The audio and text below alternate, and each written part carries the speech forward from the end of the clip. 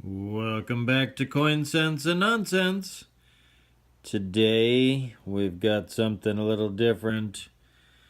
We all have coin roll hunted and come across various foreign coins. For most of us here in the US, the foreign coins that we get are usually Canadian, or sometimes we get some Mexican, or in this case I got something from Belize and then Guatemala.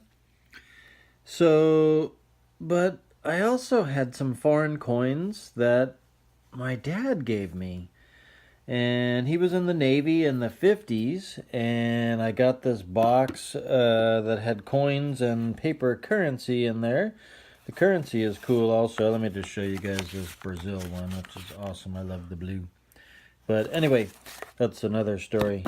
But anyway, this box had a bunch of coins and stuff in there, and here it all is. So this video I want to call When My Foreign Coins Became World Coins, because I have a lot of different coins that I got from when he was in the Navy, but also ones from when he worked for a German company. So I've organized a little bit here, and bear with me if anyone out there knows more than I do and I've misstepped. I'm still learning about the foreign coins. But these are Japanese coins for what I know. And there's something interesting about how you can date the Japanese coins. These are 100 yen coins, and unfortunately they're not silver. They used to be silver in the earlier times. But you can tell, I guess, on the Japanese coins by the emperor what the era is. And so this symbol here denotes the emperor, and then this is the years of since the reign of the emperor, or the era that it is. So I'll show you guys an example of how to date those coins. It's not 1943, but we'll use that one as an example of how to date the coins. But let's just go through a few here and see what we've got. I've got Japanese. I've got the Philippines, which is cool.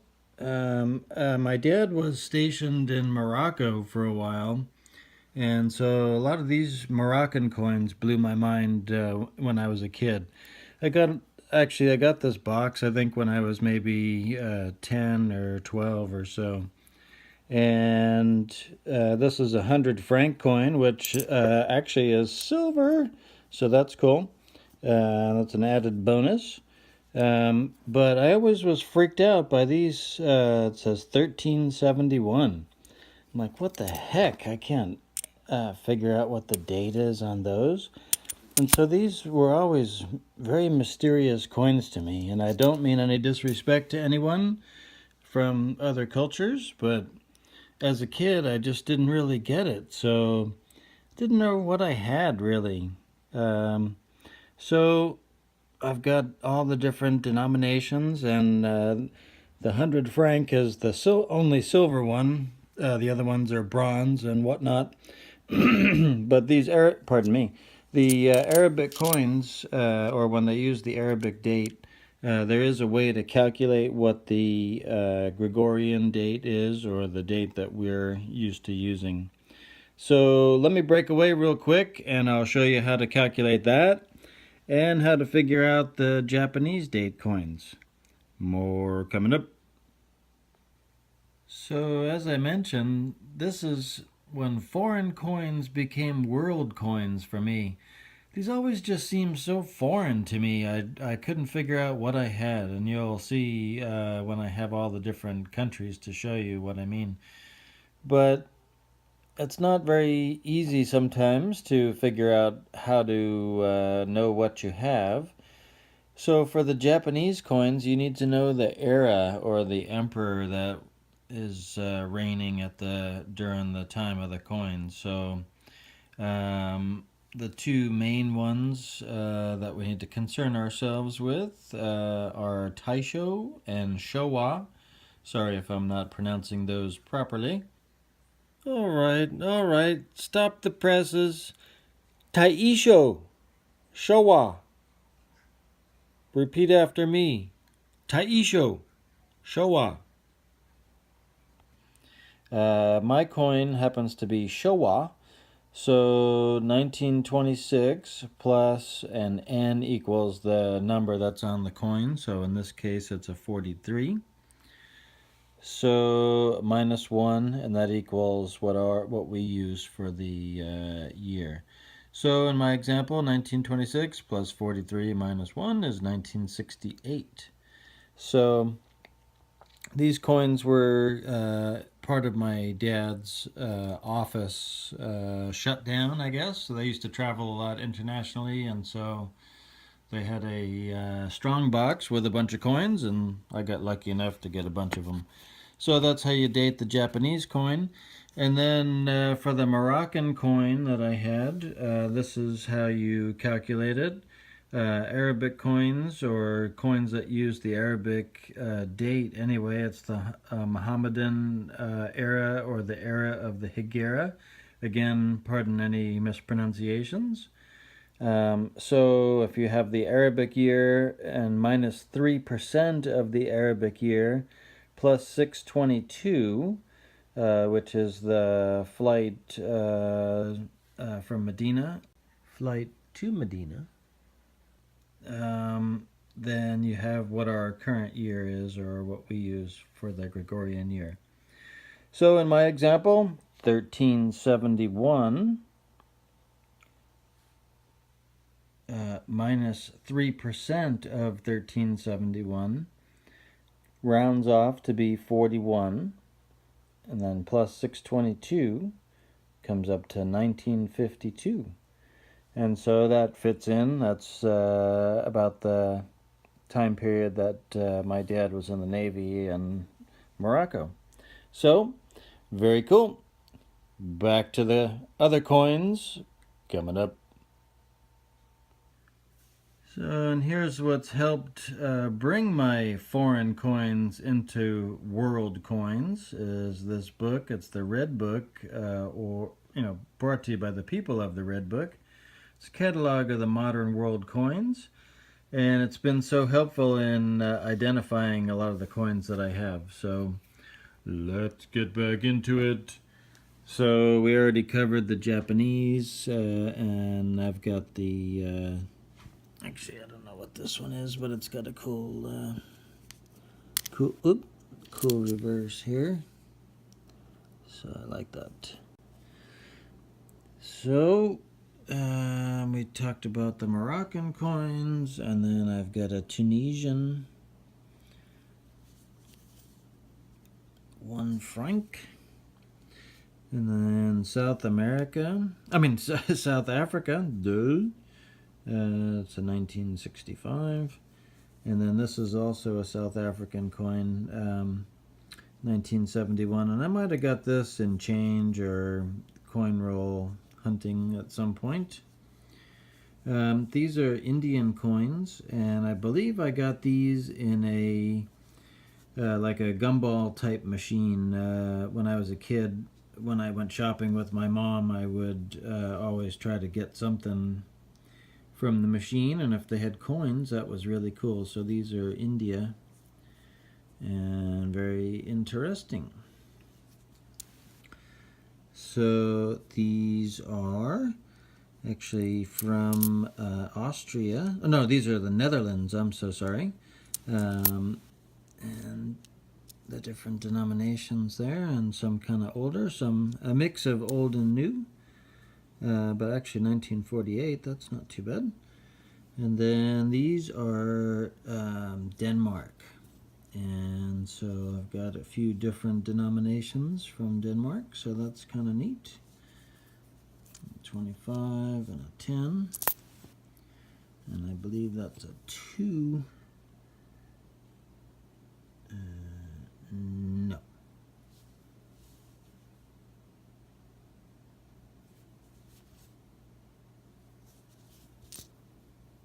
Yeah, it is a 2 kroner.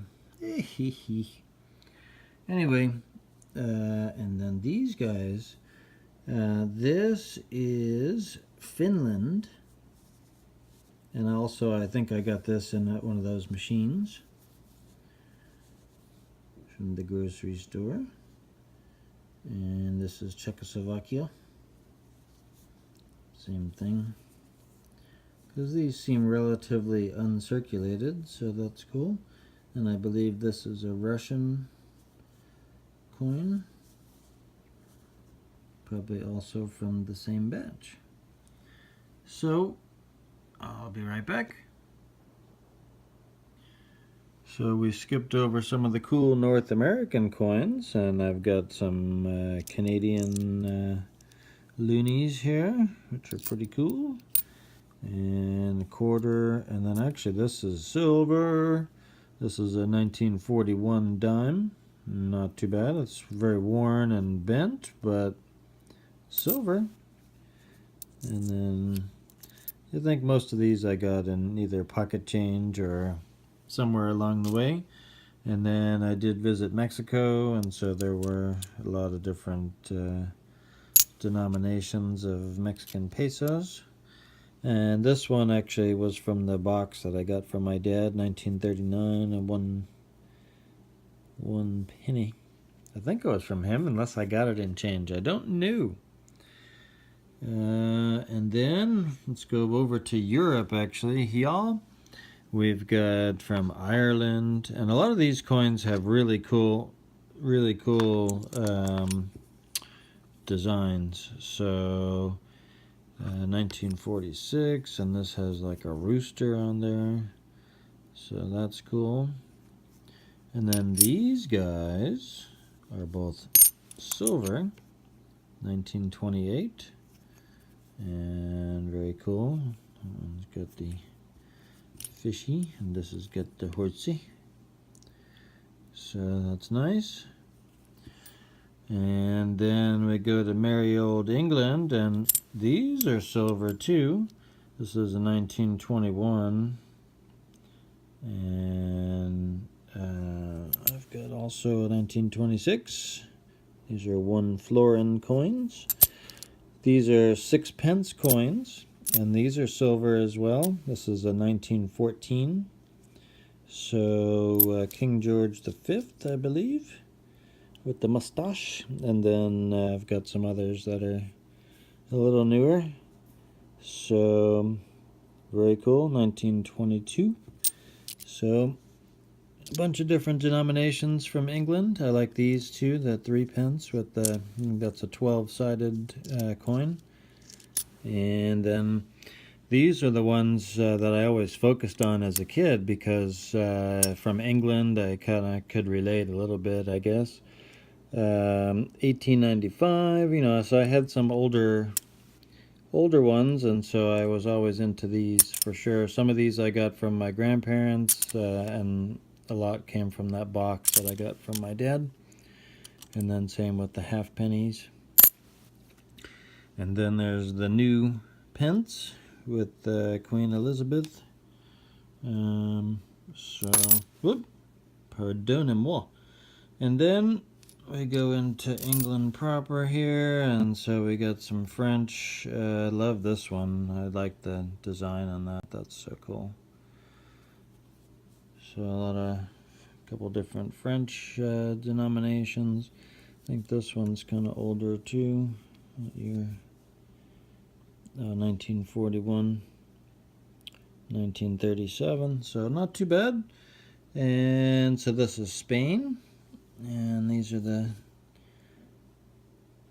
5 pesetas, and 2.5, and that's a 1. And this I love with the hole, and the intentional hole, and this is 1949, 50 centimos. So I love this coin. So there's a difference on this one, I think, if the arrows are pointing up or down. I don't know, I have to do more research on it, but definitely a cool coin, among my favorites.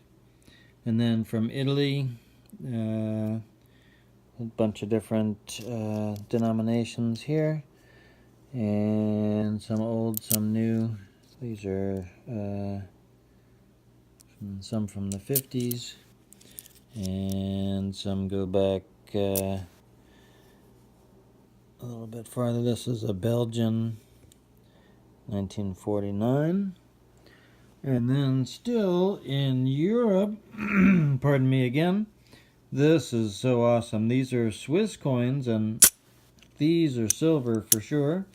So this is 1932, and there's nice edge work and whatnot on these, so love these coins. So they made silver up till 1967. In 1968 they switched over to nickel, so this one, no silver.